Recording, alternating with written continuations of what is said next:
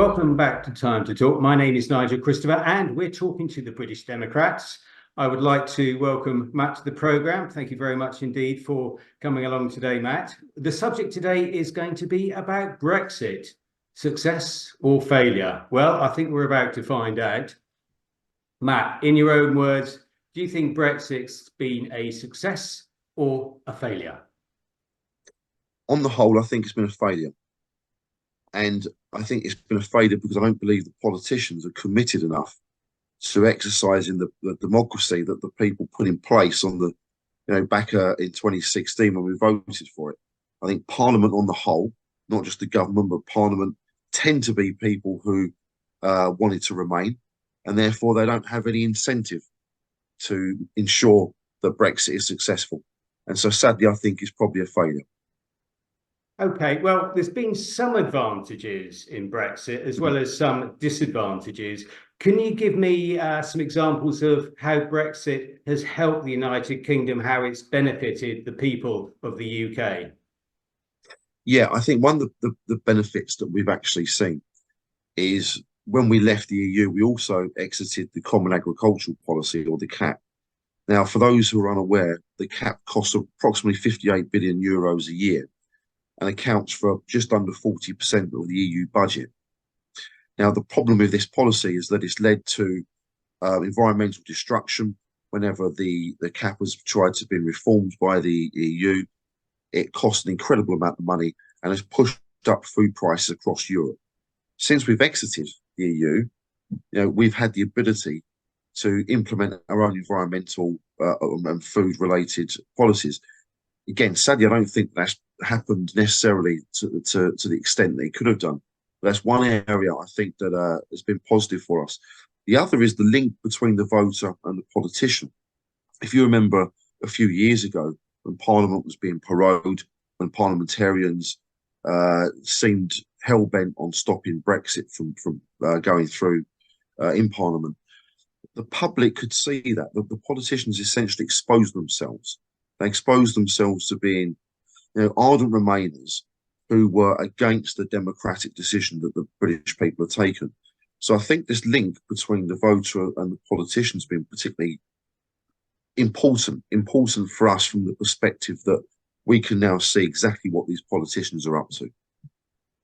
Yeah. Now, what's quite interesting is that when we voted in favour of Brexit, one of the reasons, not necessarily the main reason, but one of the reasons was that we wanted to stop the boats regarding illegal immigrants crossing the channel, because now figures are reaching us that suggest it's about £30 million per boat. That's the cost of just one boat, a large boat, arriving in the UK. What do you think the government should be doing to curtail this invasion? Well, I remember when we used to have a Royal Navy that would attempt to repel invasion. It seems to me that now they're facilitating this invasion of illegal migrants crossing the channel. I think what we need to do is have almost like an armada set up in the English Channel to prevent the boats from coming through. You simply tow them back to France. I think that would deter a lot of them from attempting to get to our shores, because their friends back home could see on the internet, on our television channels, if it's reported, of course, that they're not being successful in getting to the UK. I think that's the first thing we can do. The second thing we can do, anyone that is here illegally, you don't put them up in hotels like the one up the road from me, which is now housing illegal migrants. You keep them in comfortable conditions, but you don't give them luxury, and you process them incredibly quickly, and you get them out of the country.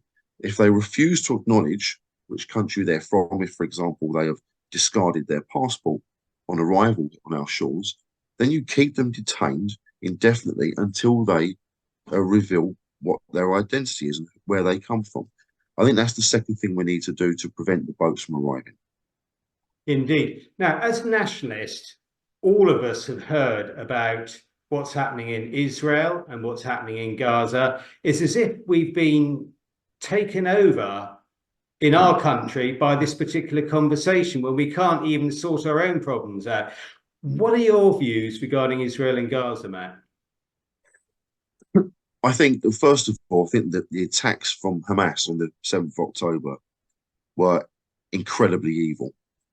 And I feel incredibly sorry for the people who are subjected to the rape and to murder committed by Hamas. And likewise, I think when I see the images on the television, see the images on the internet of Palestinian children who have been bombed by Israeli security, likewise, I feel incredibly sorry for them as well. It's a horrific situation. What the solution is, I really don't know. We all hear about the two-party state. I'm not sure what the solution is. I just hope in the future that there can be some sort of peaceful resolution to this, so there is no more murder. And that's all I can say on the subject, really, Nigel. I just hope that there is an end to it eventually.